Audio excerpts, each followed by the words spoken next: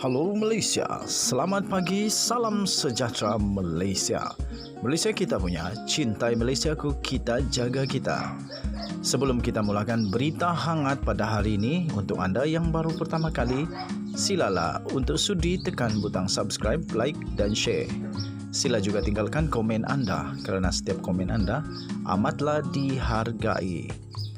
Berita hangat hari ini daripada channel ini, Denyut nadi suara rakyat bergema terus-menerus di dalam channel ini.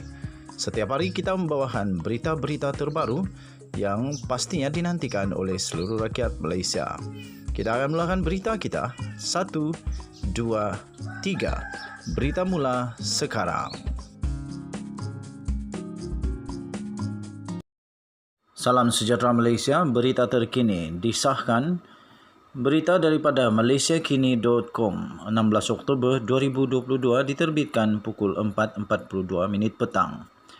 Berita perkembangan terkini tentang seorang sosok pribadi yang amat terkenal dan menarik perhatian di Malaysia, iaitu Khairy Jamaluddin, yang dikatakan sudah mulai memberikan tanda-tanda bahawa beliau sukar untuk mendapatkan tempat untuk kawasan parlimen. Terbaru ini, tuan-tuan dan puan-puan, Khairy Jamaluddin serah Parlimen Rembau pada Mat Hassan.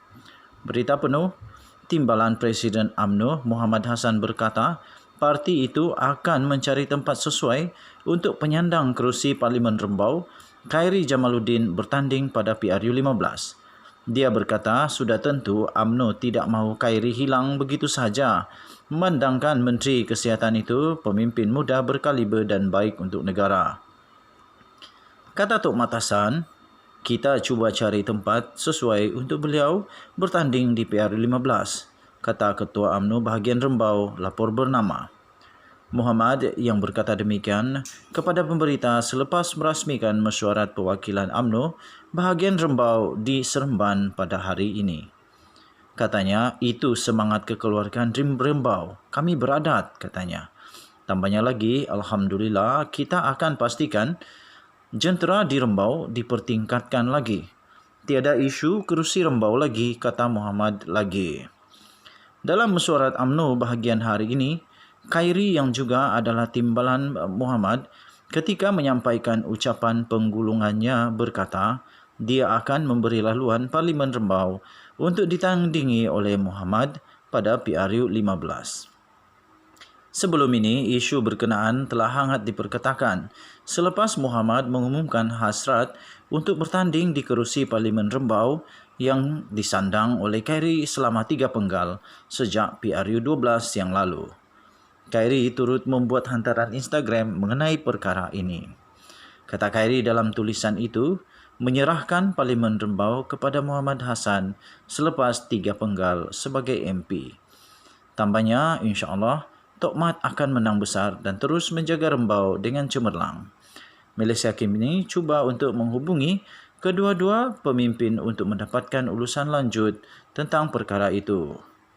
Pada pilihan raya yang lalu, 2018, di Parlimen 131 Rembau, sebanyak 88,365 votes yang telah diberikan ataupun yang layak untuk mengundi.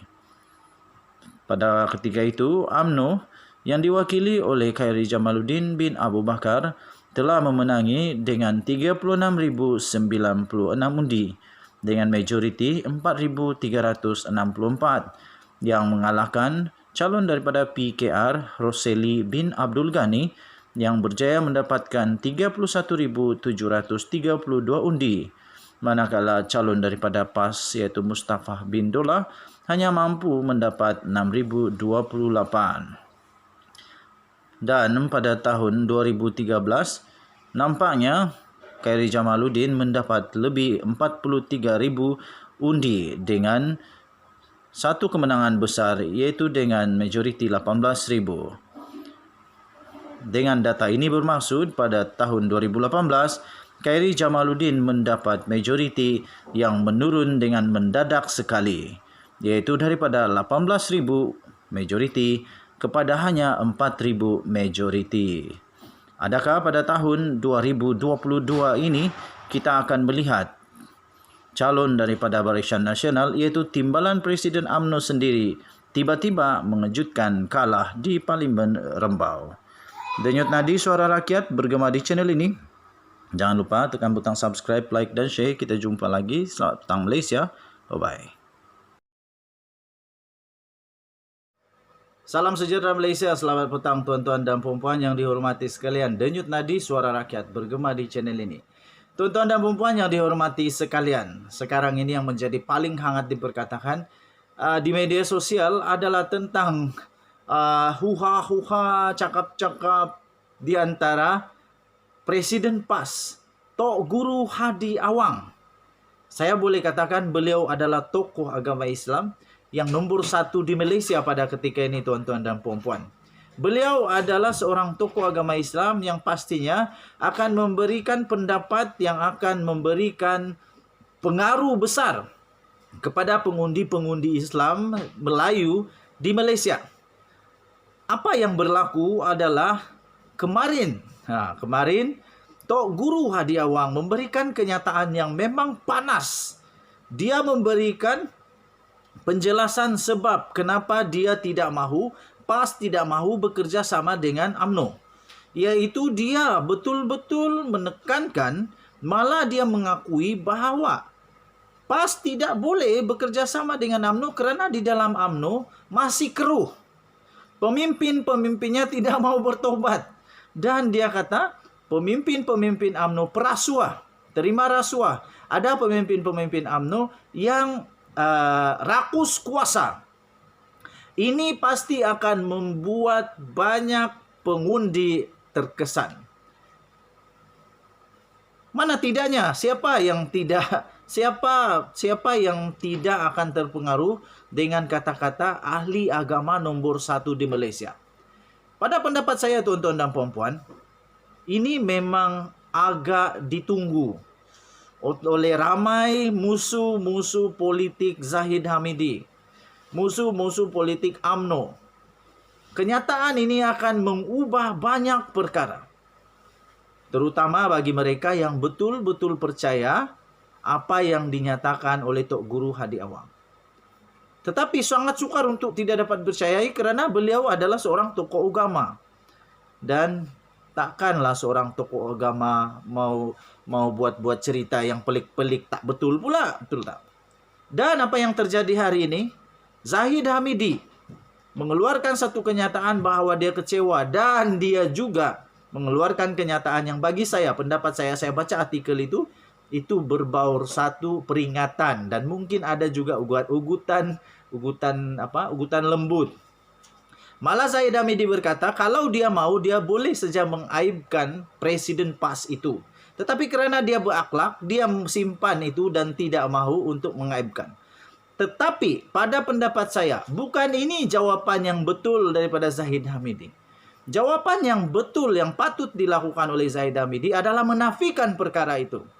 Zahid Hamidi kena nafikan bahawa di dalam UMNO, pemimpinnya rakus kuasa.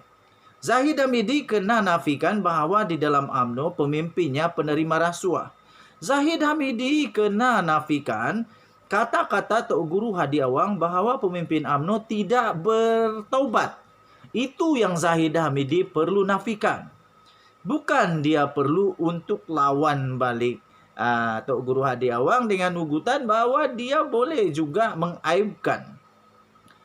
Tak ada kesudahan, tak semua ini. Tetapi Zahid Hamidi sekarang berada di kasut. Di situasi yang amat berat. Dia perlu perjelaskan kepada 3 juta ahli UMNO. Pertama. Kedua, dia perlu perjelaskan kepada 30 juta rakyat Malaysia bahawa perkara yang disebut oleh Tok Guru Hadi Awang, ahli agama Islam dan juga penegak bangsa Melayu di Malaysia nombor 1. Dia perlu menafikan itu.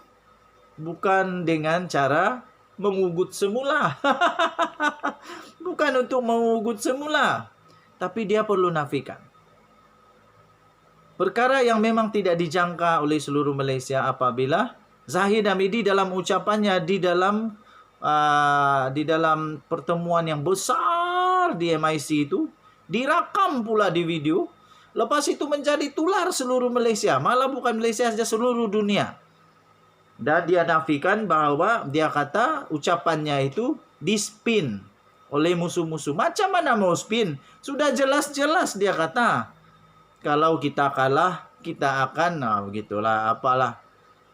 Dan dia sebut juga nama-nama. Oi, beraninya dia sebut nama-nama tuh. Maksudnya betullah bahwa nama-nama itu berisiko untuk dihadapkan di pendakwaan. Tidak akan didakwa di Malaysia ini. Malaysia kita ada undang-undang perlembagaan, kita ada kedaulatan undang-undang yang betul. Tak akan dihadapkan ke mahkamah kalau tiada apa-apa masalah. Malaysia bukan negara hutan, bukan. Kita bukan haiwan, kita bertamadun. Orang hanya bawa perkara yang perlu di mahkamah. Tak akan ada manusia di dunia ini, terutama di Malaysia secara spesifik, tak akan ada orang di Malaysia ini dengan sembarangan, tak ada apa-apa hal bawa orang pergi mahkamah, dakwa di mahkamah.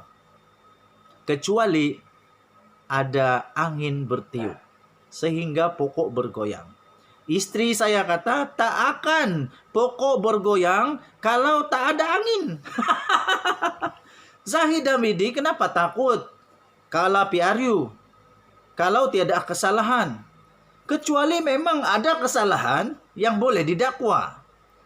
Jadi tuan-tuan dan puan-puan yang dihormati sekalian, saya terus terang, kedua-dua parti UMNO dan parti PAS, saya tidak undi. Kenapa? Kenapa? Sebab belum tahu lagi ada bertanding atau tidak di tempat saya. Kalau ada, terpulang kepada saya lah, mau undi siapa? PAS kah? UMNO kah? Atau apa-apa. Tetapi yang pasti, tuan-tuan dan puan, tidak dapat dinafikan sama sekali bahwa kenyataan daripada Tok Guru Hadi Awang ini akan mempengaruhi undi Melayu Muslim, Melayu Islam di Malaysia. Ini betul-betul panas. Jadi Zahid Hamidi kena nafikan perkara itu. Jangan ugut balik, nafikan. Nafikan bahwa di dalam UMNO tidak ada itu. Tapi macam mana mau nafi? Benda tu memang sudah ada, cuma seorang sudah masuk penjara lah. Banduan Najib Razak sudah dipenjara 12 tahun, 210 juta. Paling best lagi bonus, buy one free one. Suami masuk penjara, istri pun masuk penjara. Terbaik. Belum lagi banduan, bakal banduan. Rosma Mansur, lagi parah. 10 tahun penjara, 10 tahun penjara, 970 juta denda. Macam mana mau cari, aku pun dah tahu. Okey, apa pendapat kamu? Sila komen. Denyut Nadi, suara rakyat terus bergema di channel ini. Minta maaf, saya tidak banyak video hari ini, sebab saya sibuk. Kita jumpa lagi. Kita, jaga keluarga, cintai keluarga, jaga anak-anak, jaga istri dengan baik.